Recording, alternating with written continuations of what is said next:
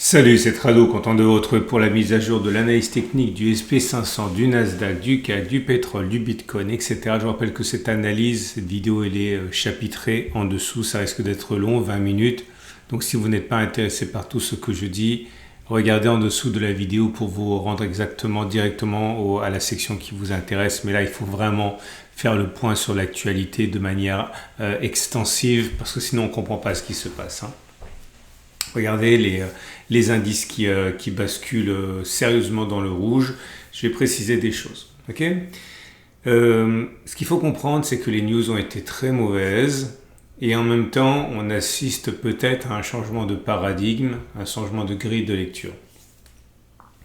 Au niveau des news, tout d'abord, on a les chiffres de l'emploi qui sont tombés. On les attendait un peu fébrilement et ils ont été bien pires que ce qu'on espérait. On regardait les créations d'emplois et les suppressions d'emplois et clairement c'est 2 fois plus mauvais que ce qu'on voulait ou c'est 2 fois moins bon que ce qu'on voulait. Mettez ça dans le sens que vous voulez mais c'est vraiment pas bon. Et ça commence à alimenter sérieusement des inquiétudes pour 2 raisons. La première des raisons, c'est qu'avant, souvenez-vous, il y a du temps de Monsieur Powell, on disait c'est pas grave les mauvaises nouvelles, bad news is good news, si c'est mauvais, Monsieur Powell va baisser les taux, tout le monde est content et ça va redémarrer. Oui, mais là, on le sait très bien, on a suffisamment parlé la semaine dernière, mais on sait qu'avec le nouveau taulier de la Fed, Monsieur Warsh, eh bien les choses sont pas aussi claires que ça. Il a clairement dit qu'il était contre le quantitative easing et quand on baisse les taux d'intérêt, généralement très souvent, ça crée de la monnaie et le quantitative easing aussi. Donc on peut bien sûr anticiper qu'il n'est pas trop favorable à une baisse des taux d'intérêt. Et est-ce qu'on se retrouve dans une situation où la Banque centrale américaine va courir après la réalité économique avec un marché du travail qui s'effondre et derrière la Banque centrale américaine qui essaye de colmater les trous en ayant perdu toute capacité à anticiper, simplement en suivant ça, les marchés n'aiment pas beaucoup. Et puis j'ai envie de dire, c'est presque passé au second plan, presque. Avec la peur qui envahit maintenant le caractère peut-être un peu trop disruptif de l'intelligence artificielle. Alors c'est un peu compliqué, accrochez-vous si vous n'aimez pas l'économie. On le sait, les entreprises sont parties dans une sorte de révolution interne où il s'agit de mettre de l'intelligence artificielle partout. Et si on ne le fait pas, on est clairement à la remorque, un petit peu comme du temps de la bulle Internet. Si on n'avait pas un site Internet, si on n'avait pas un site avec un .com, on était has-been. Donc là, toutes les entreprises mettent de l'intelligence artificielle dans leur entreprise. Le problème, c'est qu'on s'est rendu compte que non seulement cela coûte cher et qu'on ne sait pas si ça va être amorti, mais que cela menace fondamentalement les revenus et peut-être même l'existence de tout un pan de l'économie et de toute une partie absolument très importante, majeure du Nasdaq. Je vous montre quelque chose.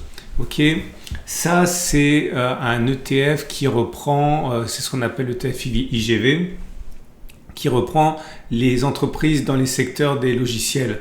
Regardez la baisse à laquelle on assiste aujourd'hui.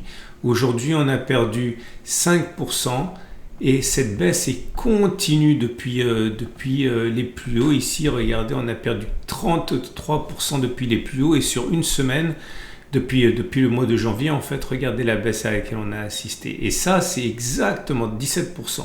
Et là-dedans, vous n'allez pas trouver des choses inconnues, loin de là. Regardez, je vous montre les principales composantes de cet ETF. Donc Microsoft aujourd'hui moins 5, Palantir moins 7, Oracle moins 7, Salesforce moins 5, etc. Palo Alto Network moins 7, CrowdStrike moins 9, etc. Donc tous ces majors, tous ces premiers de la classe, toutes ces entreprises qui ont profité de manière majestueuse, somptueuse de la vague de l'IA, sont en train de souffrir parce qu'on se demande comment ces entreprises pourraient s'en sortir mieux alors que leurs clients, eux, peuvent de plus en plus facilement se passer de leurs services, fabriquer, voire leur propre logiciels, sans compter que voilà, vous prenez quelqu'un comme Microsoft et tout le monde achète Windows. Okay, donc tout ça, ça ajoute une couche d'indécision, de peur, et on se demande si le caractère disruptif de l'intelligence artificielle ne va pas en fait trop loin. Et c'est ce qui se passe actuellement. Et il faudra surveiller ça de très très près. Donc c'est pas simplement maintenant une histoire de capex, c'est-à-dire de dépenses d'investissement trop élevées, etc. C'est la question même de la survie d'une frange très importante du Nasdaq. On surveillera ça de très près et regardez du coup le Mag 7 que je suis avec vous depuis pas mal de semaines maintenant de manière systématique. Il s'approche de la zone de danger ici, qui est la cassure de la structure haussière. Si on clôture en dessous de cette zone, ça sera cassure de la structure haussière et derrière possiblement structure baissière. Et je vous rappelle que les Mag 7, c'est ce qui a maintenu à flot, ce qui est responsable de la hausse du SP500, puisque finalement on sait très bien que le SP493 avait une performance quasiment nulle. Okay, c'est le Mag 7, ce sont les 7 magnifiques qui tiraient le marché vers le haut. Donc voilà ce qui se passe actuellement. Maintenant, on va retourner au SP500. C'est très important pour vous de comprendre ce qui se passe parce que selon ce que vous allez retirer de ça, vous allez pouvoir faire des scénarios et utiliser les graphes du SP500, du Nasdaq pour éventuellement vous donner le feu vert. Parce que bon, petite parenthèse supplémentaire, comment je fais personnellement pour articuler tout ça? Je peux avoir une intuition, je peux avoir un avis. Par exemple, je me dis, on s'amuse à se faire peur, c'est exagéré, c'est un coup pour faire baisser les bras des investisseurs pour que les institutionnels rentrent à bon compte. Je ne dis pas que c'est ce que je pense, mais voilà, imaginons que je dis ça. Eh bien, si jamais on passe sur le creux de la structure, j'achète avec un stop de protection en dessous. Okay. Par contre, si je suis baissier, eh bien je ferai l'inverse. J'attends que l'on casse la structure, qu'elle soit plus haussière, éventuellement j'entame un trade baissier. Et à l'inverse, si je suis baissier, si je pense que ça va être absolument abominable ce qui va se passer, je ne rentrerai pas en action avant d'avoir cassé la structure haussière. Parce qu'en fait, je verrai bien que les faits me donnent tort. Vous comprenez comment j'articule ça. Donc maintenant, retour sur le SP500. Et comme vous pouvez le voir, eh bien voilà, on est sur le creux de la structure. La structure était neutre avec des pics ascendants, des creux descendants. Donc on était clairement en tendance horizontale, latéralisation, ça se voit, pas besoin de faire d'analyse technique. On dérive à plat depuis des mois. Et là, on est finalement au bord de la tendance baissière. Pourtant, pour basculer en tendance baissière, il ne suffirait pas de casser ça. Parce que même si on cassait ça, la structure ne serait pas baissière puisqu'on aurait des pics toujours ascendants et des creux descendants. Pour avoir une structure baissière, il faudrait casser ça, rebondir et ensuite inscrire un plus bas. On aurait dans ce cas des creux baissiers, on serait en structure baissière. Pour l'instant, ce qui se joue, c'est pas si dramatique que ça, même si on clôture en dessous de ce niveau, ça nous met un pas plus près de la structure baissière. Je vous rappelle que moi je suis rentré là, j'ai pris un profit là. Pour l'instant, ma position est toujours gagnante parce que voilà, c'est simple. Je suis rentré là, j'ai gagné sur ma première position. Je vais y arriver. J'ai gagné sur ma première position 1,85, 7. Et là, pour l'instant, je suis à moins 1,09. Bon, selon l'endroit où je me ferai sortir, ça sera un trade gagnant, neutre ou négatif. Mais bon, voilà pourquoi j'ai eu de la chance de sortir ici au plus haut, quoi. On verra. En tout cas, si vous êtes haussier, vous pouvez me rejoindre dans le trade haussier ici en vous disant non, on s'amuse à se faire peur. Si vous êtes baissier, par contre, vous avez compris, il faut au moins déjà attendre que l'on casse les 68,80, 67,90. Pour le Nasdaq, c'est pareil en pire. On a perdu 1,4%. On est dans une situation où là aussi on a un très bon point d'entrée pour acheter si on pense que c'est du cinéma et que l'intelligence artificielle ça reste quand même le moteur de la croissance et du SP500. On peut acheter, stop de protection en cas de clôture en dessous de la structure orange. Si vous êtes baissier, vous avez deux solutions, soit vous attendez que l'on monte et vous spéculez à la baisse avec un stop de protection au-dessus, ou alors vous attendez que l'on casse cette zone. Ok, avec un stop de protection au-dessus, ce serait, on va dire, classique. Mais j'ai déjà expliqué qu'il faut faire attention parce qu'on est sur une zone de support à 23 750, 23 000. Donc on a un support encore plus important en dessous. Je vous parle du CAC 40 qui, bon, il s'en sort pas trop mal. Quelque part, on a de la chance parce qu'on n'est pas très exposé à l'intelligence artificielle, au secteur des logiciels, pas autant que le Nasdaq, naturellement. On est toujours en structure haussière. Si vous voulez acheter, attendez éventuellement qu'on se rapproche de la stop de protection en dessous. Si vous voulez spéculer à la baisse, moi j'attendrai que la structure haussière elle soit cassée. Sinon, c'est un risque qui est trop important. Pour le DAX, c'est pareil. Le DAX n'est pas trop,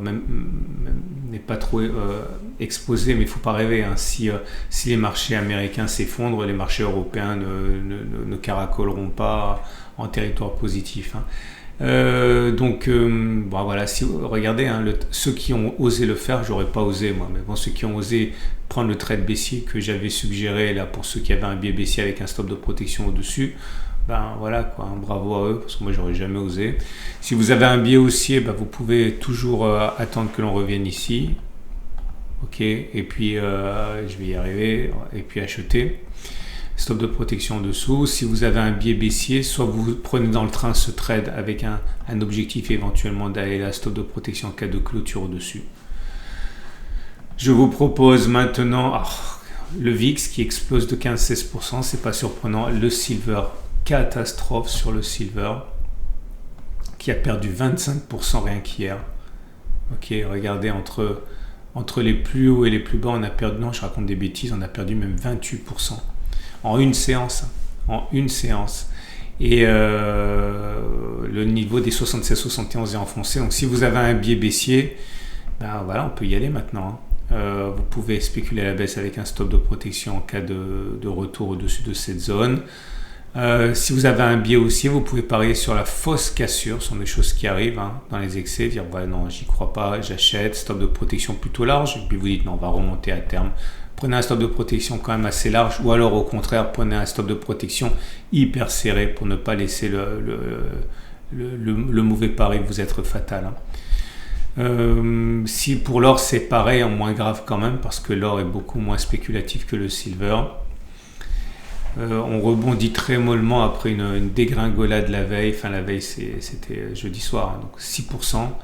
La zone d'accumulation rationnelle, la zone de creux ici, 46, 20, 45, 30 tient toujours. Donc vous pouvez éventuellement acheter stop de protection en cas de clôture en dessous.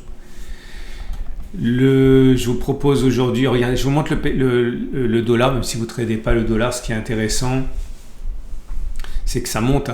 C'est un peu ce que vous voulez. On a expliqué, on ne va pas revenir là-dessus, mais l'idée c'était redonner foi aux investisseurs dans le dollar en mettant à la tête de la Fed quelqu'un qui tienne le dollar. Et bien voilà, regardez, depuis qu'on sait que c'est Monsieur Walsh qui va prendre les rênes, on est déjà à 2,3% pour le dollar index. Ça veut dire c'est rien, c'est énorme pour une devise en une semaine. Et je vous propose, regardez ça, le pauvre Bitcoin et l'Ethereum, c'est une catastrophe absolue pour ceux qui sont rentrés sur le Bitcoin et l'Ethereum ces derniers temps, au plus haut. Alors attention, c'est intéressant, je vous montre ça parce que regardez, en données mensuelles, c'est sûr qu'on est en train de casser la structure, mais on n'est que le 6 du mois. Donc c'est pas validé, peut-être qu'on va rebondir. Imaginez si on fait une méga mèche et qu'on préserve ce support, ce serait très haussier. Mais pour l'instant, si on devait clôturer comme ça, si on était le 28 février, ce serait la fin de la structure haussière de long terme. Mais c'est pas le cas encore pour l'instant, vous l'aurez compris. L'Ethereum c'est pareil, on se rapproche d'une zone importante pour les investisseurs de moyen terme, long terme. C'est la zone de support ici, regardez, j'ai schématisé, c'est ça qu'on a. Ok, c'est pas baissier sur le long terme encore pour l'Ethereum. Vous avez un point d'entrée qui se rapproche. Le cuivre qui est sur un très bon point d'entrée si vous avez un biais haussier, puisque en données journalières, on a préservé, c'est en train de replonger, là on va voir. Ça c'est la bougie en construction, c'est ça celle de la veille. Qu'est-ce qui se passe? Non, on l'a cassé on dirait. Si vous avez un biais baissier, vous pouvez. La structure n'est pas baissière, elle est neutre là, parce qu'on a des pics ascendants, des creux descendants. Pour que ce soit baissier, il faudrait encore rebondir et encore baisser pour avoir des pics descendants, des creux descendants. Ce qui n'est pas le cas pour l'instant. Donc vous pouvez spéculer à la baisse maintenant ou attendre un petit peu. Vous pouvez également parier, acheter en disant que c'est une fausse cassure. C'est un jeu dangereux, mais bon, j'attendrai un peu, mais c'est tout à fait possible de penser pourquoi est-ce que ça baisse. Parce que tout simplement on a besoin de cuivre pour la croissance économique, et là si on remet en cause la croissance économique, les débouchés pour le cuivre sont inférieurs. Le pétrole qui baisse fortement, pourquoi? Vous le savez, graphiquement on était sur une résistance, ici on en a beaucoup parlé. Si vous êtes baissier, vous pouvez d'ailleurs spéculer à la baisse sur cette zone stop de protection au-dessus de la résistance. Ça baisse parce qu'a priori les relations les négociations entre l'Iran et les États-Unis s'améliorent. Ils doivent se rencontrer demain à Oman, donc ce qui est bon pour la paix est mauvais pour le pétrole. Je caricature. Et on a fait le tour. Voilà. Je vous souhaite une excellente journée. Pensez à liker si vous avez aimé. Pensez à recommander aux gens que vous n'aimez pas si vous n'avez pas aimé, comme d'habitude. Rendez-vous demain, ça va être super important. On va faire le tour des ETF. Il va y avoir de superbes soldes. À vous de voir si vous voulez en profiter ou surtout pas.